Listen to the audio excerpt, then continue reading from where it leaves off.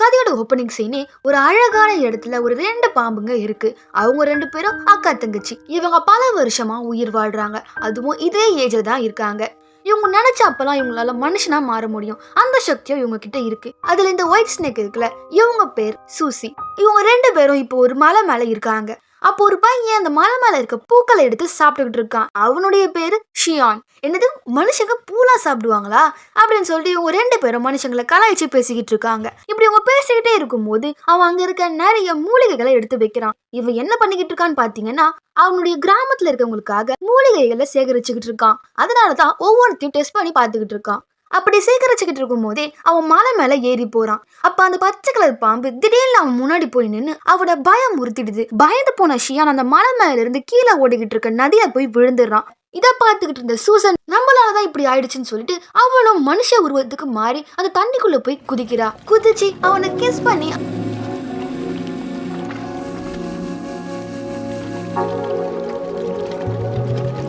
காப்பாத்தி அவனை கரையில விட்டுடுறா. இவனுக்கு என்ன ஆச்சுன்னு சொல்லிட்டு இவங்க ஃப்ரெண்ட்ஸும் இவனை பாக்குறதுக்காக வராங்க. அப்ப மயக்கத்துல இருந்து தெளிஞ்ச சியான் என்ன சொல்றான்னா, என்னை காப்பாத்தின பொண்ணு இங்க, என்ன கிஸ் பண்ணி காப்பாத்தினாலே அவ எங்க அப்படின்னு சொல்லிட்டு கேக்குறான். இதை கேட்ட உங்க ஃப்ரெண்ட்ஸோ, எனது உன்னை கிஸ் பண்ணாளா, யார் அந்த பொண்ணு, யாருமே பண்ணலடா, நான் தான்டா உன்னை பண்ணேன் அப்படின்னு சொல்லிட்டு கலாய்க்கிறாங்க. சீ, நீயா எனக்கு கிஸ் பண்ண, இப்ப போய் முதல் வாய் கொப்பளிக்கணும் அப்படின்னு சொல்லிட்டு ஒரு ரகலை பண்ணிக்கிட்டு இருக்காங்க. அப்படியே சீன் கட் பண்ணி இந்த பக்கம் பார்த்தா இவங்க வில்லேஜ்ல ஒரு மாஸ்டர் இருக்காரு. அவர் என்ன சொல்றாருன்னா, இன்னைக்கு சாயந்தரம் நடக்க போற ஃபெஸ்டிவல்ல மான்ஸ்டர்ஸ் வரும்னு நினைக்கிறேன். ஏன்னா நம்ம மக்கள்ல ஒரு சில பேரை மான்ஸ்டர்ஸ் கடிச்சிருக்கு, அதனால எதுக்கும் முன்னெச்சரிக்கையா இருப்போம் அப்படின்னு சொல்லிட்டு சொல்றாரு. அப்படியே சீன் கட் பண்ணி இந்த பக்கம் நம்ம சிஸ்டர்ஸை காட்டினா நம்ம சூசன் தனியா உட்காந்து எதையோ யோசிச்சுக்கிட்டு இருக்கா. என்ன யோசிக்கலான்னு பாத்தீங்கன்னா, நம்ம ஹீரோக்கு அவ கிஸ் பண்ணதை பத்தி தான் நினைச்சுக்கிட்டு இருக்கா. என்னன்னு தெரியல, அவனை காப்பாத்துனதுல இருந்து அவன் ஞாபகமாவே இவளுக்கு இருக்கு.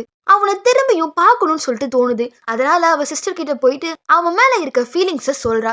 சரிவா, நம்ம 2 பேரும் போலாம்னு சொல்லிட்டு அவளும் அவ சிஸ்டரும் நைட் நடக்கிற அந்த ஃபெஸ்டிவலுக்கு போறாங்க.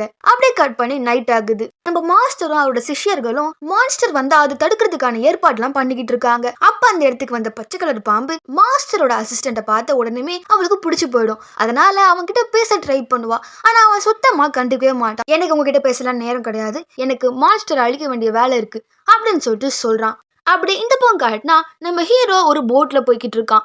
அப்ப அவனை அந்த பச்சை கலர் பாம்பு பார்க்க வருது. அப்ப அவன்கிட்ட என்ன சொல்றான்னா, என்னோட சிஸ்டர் உன்னை ரொம்பவே லவ் பண்றாங்க, நீ கண்டிப்பா அவகிட்ட பேசணும் அப்படின்னு சொல்லிட்டு சொல்றாங்க. ஆனா அதக்கிட்ட ஷியான் என்ன சொல்றான்னா, உங்க சிஸ்டர் எப்படி இருப்பாங்கன்னு எனக்கு தெரியாது, நான் இது வரைக்கும் அவங்கள பார்த்தது கூட கிடையாது, நீங்க கிளம்புங்க அப்படின்னு சொல்லிட்டு சொல்றான். இது இப்படியே பேசினா வேலைக்காவது அப்படின்னு சொல்லிட்டு அந்த பச்சை பாம்பும் என்ன பண்றான்னா போட்டை பிடிச்சி சர்ன்னு தள்ளிக்கிட்டே போறா. எங்க போறான்னு பாத்தீங்கன்னா நம்ம அக்காவை பார்க்கறதுக்காக தான் கூட்டிட்டு போறா. அங்க ஹீரோவை பார்த்த உடனே சூசனும் அவன்கிட்ட பேச ட்ரை பண்றா. அவனுக்கு இவன் கிட்ட பேசுறது சுத்தமா பிடிக்கல. நீ எதுக்கு விலகி போற அப்படின்னு சொல்லிட்டு கேக்குறா. அதுக்கு நம்ம ஹீரோ என்ன சொல்றான்னா, நான் தண்ணிக்குள்ள விழும்போது ஒரு பொண்ணு அவளுடைய உயிரையே பணிய வச்சு அவளுடைய மூச்சு காத்த கொடுத்து என்னை காப்பாத்தினா. அந்த செகண்ட்ல இருந்து நான் என் மனசை பறி கொடுத்துட்டேன், வாழ்ந்தா அவ கூட தான் வாழணும் அப்படின்னு சொல்லிட்டு சொல்றான். இதை கேட்ட உடனே நம்ம ஹீரோயினுக்கு ரொம்பவே சந்தோஷமாயிடுது. இப்ப என்ன, உனக்கு அவளை பார்க்கணும், அவளை பார்த்தா நீ ஓகே சொல்லிடுவல அப்படின்னு சொல்லிட்டு அவனை அப்படியே அந்த போட்ல இருந்து தண்ணிக்குள்ள தள்ளி விட்டுறா.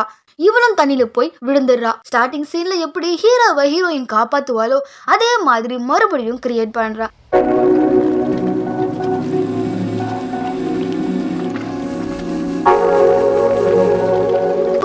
உடனே அவனுக்கு எல்லா விஷயமும் புரிஞ்சு போயிடுது. இவதான் அவ அப்படின்றதும் புரிஞ்சிடுது. அதே சமயத்துல தண்ணிக்கு மேல பாத்தீங்கன்னா நம்ம பச்சை கலர் பாம்பு என்ன பண்றான்னா மாஸ்டரோட அசிஸ்டன்ட் கூட இருக்கா.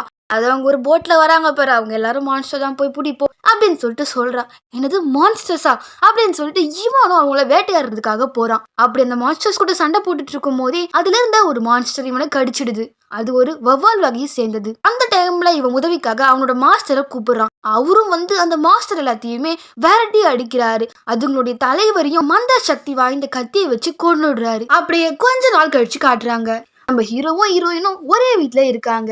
என்னன்னு பாத்தீங்கன்னா இவங்க 2 பேரும் கல்யாணம் பண்ணிக்கிட்டாங்க. மாஸ்டரோட அசிஸ்டன்ட் இருப்பான்ல, அவன் காலையில எழுந்து பார்த்தா மான்ஸ்டரா மாறி இருக்கான். அதை பார்த்த உடனே அவனுக்கு ரொம்பவே கஷ்டமாயி போயிடுது. இவ்வளவு நாள் மனுஷங்களுக்கு ஆபத்தா இருப்பாங்கன்னு சொல்லிட்டு மான்ஸ்டரை இவன் அழிச்சுக்கிட்டு இருந்தான். இப்ப இவனே மனுஷங்களுக்கு ஆபத்தா மான்ஸ்டரா மாறி நிக்கிறான். இதுக்கு மேலேயும் நம்ம உயிரோட இருக்கக்கூடாது அப்படின்னு சொல்லிட்டு தூக்க மாட்டிக்கிறதுக்காக போறான். அந்த டைம்ல கரெக்டா நம்ம பச்சை கலர் பாம்பு வரா. நீ எதுக்கு இப்ப தற்கொலை பண்ற அப்படின்னு சொல்லிட்டு கேக்குறான். நான் மான்ஸ்டரா மாறிக்கிட்டு இருக்கேன், இதுக்கப்புறம் என்னால மனுஷங்களுக்கு ஆபத்து வரலாம். உடனே இதக்கிட்ட பச்சை பாம்போ அவளுடைய உண்மையான உருவத்துல மாறி காட்டுறா. அதாவது அவளுடைய பாம்பு நாக்க நீட்டி காட்டுறா. இங்க பாரு, நீ மான்ஸ்டர்னா நானும் மான்ஸ்டர் தான் அப்படின்னு சொல்லிட்டு அவனை சமாதானப்படுத்த முயற்சி பண்றா. அப்படியே சீன் கட் பண்ணி இந்த பக்கம் மாஸ்டரை காட்டுறாங்க. ஒரு கிராமத்துக்கு போறாரு.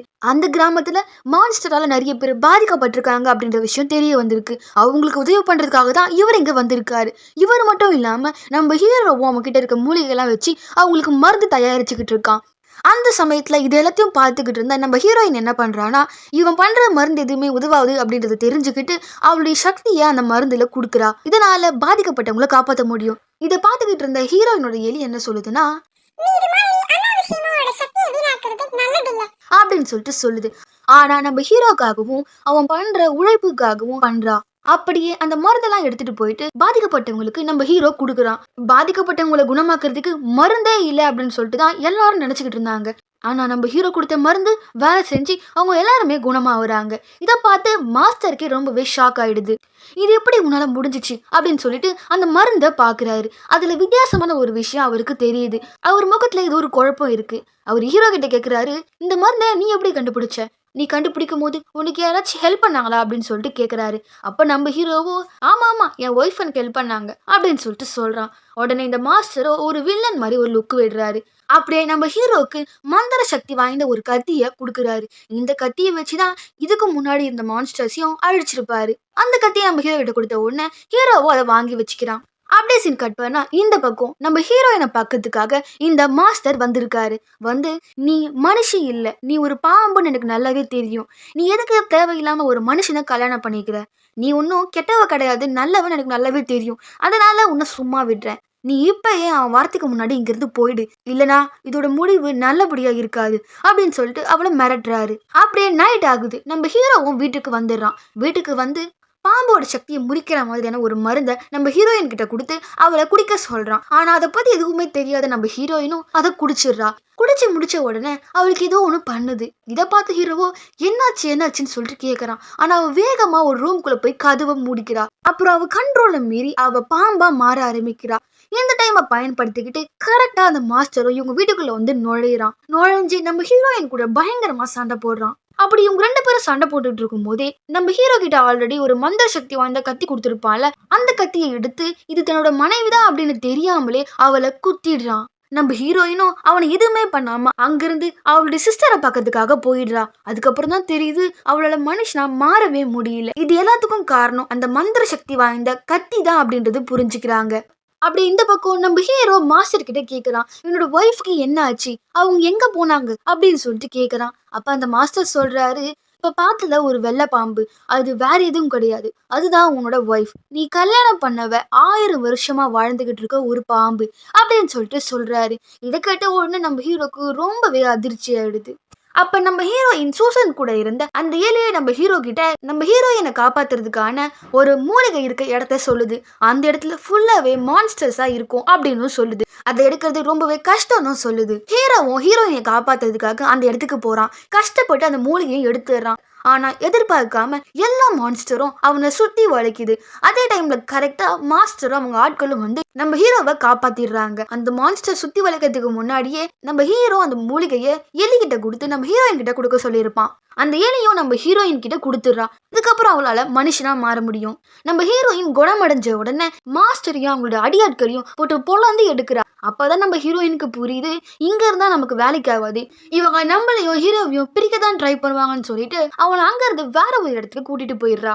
ஆனா அங்க போன உடனே தான் தெரியுது நம்ம ஹீரோக்கு எல்லா விஷயமே மறந்து போயிருக்கு. அவ ஒய்ஃப் அப்படின்றதுமே அவனுக்கு மறந்து போயிடுச்சு. இதை பார்த்த உடனே நம்ம ஹீரோயினுக்கு மாஸ்டர் மேல செம்ம கோவம் வருது. நீங்க ஷியானை என்ன பண்ணீங்க அப்படின்னு சொல்லிட்டு கேக்குறா. அவரு கூட சண்டையும் போட ஆரம்பிக்கிறா. அதே டைம்ல நம்ம ஹீரோக்கும் பழைய விஷயம் எல்லாமே கொஞ்சம் கொஞ்சமா ஞாபகம் வர ஆரம்பிக்குது. அப்படி மாஸ்டரும் ஹீரோயினும் சண்டை போட்டுக்கிட்டு இருக்கும் போது ஒரு மந்திர சக்தி வாய்ந்த ஒரு ரூம்ல போட்டு நம்ம ஹீரோயினை அடைச்சு வச்சிடுறாரு. நம்ம ஹீரோயினால இதுக்கப்புறம் அதை விட்டு வெளியே வரவே முடியாது. அதை பார்த்த நம்ம ஹீரோவோ அந்த ரூமுக்கு வெளியவே பல வருஷமா அவளுக்காக காத்துக்கிட்டு இருக்கான். இந்த பக்கம் பாத்தீங்கன்னா நம்ம பச்சை கலர் பாம்பும் இந்த மாஸ்டருடைய அசிஸ்டன்ட்டும் ஒன்னா இருக்காங்க. அவன் முழு மான்ஸ்டராவே மாறிட்டான். இப்படியே அந்த படத்தை முடிச்சிடுறாங்க. என்னடா இது கடைசி வரைக்கும் அவங்க சேரலையே அப்படின்னு சொல்லிட்டு நினைக்காதீங்க. எல்லா எண்டிங்கும் பாசிட்டிவா முடியணும்னு அவசியம் கிடையாது. இது மாதிரி ஒரு சில எண்டிங் நெகட்டிவாவும் முடியும். அதை ஏத்துக்கிட்டு போய்கிட்டே இருக்க வேண்டியதான். என்னதான் இருந்தாலும் இது ஒரு கதை தானே, ரொம்ப மைண்ட்ல ஏத்துக்காதீங்க. மேலும் இது மாதிரியான அதர் லாங்குவேஜ் மூவிஸ்லாம் தமிழ்ல பார்க்கணும்னு நினைச்சீங்கன்னா மறக்காம நம்ம சேனல்ல சப்ஸ்கிரைப் பண்ணிடுங்க. அப்புறம் பக்கத்துல இருக்க பெல்ல தட்டி விட்டுருங்க.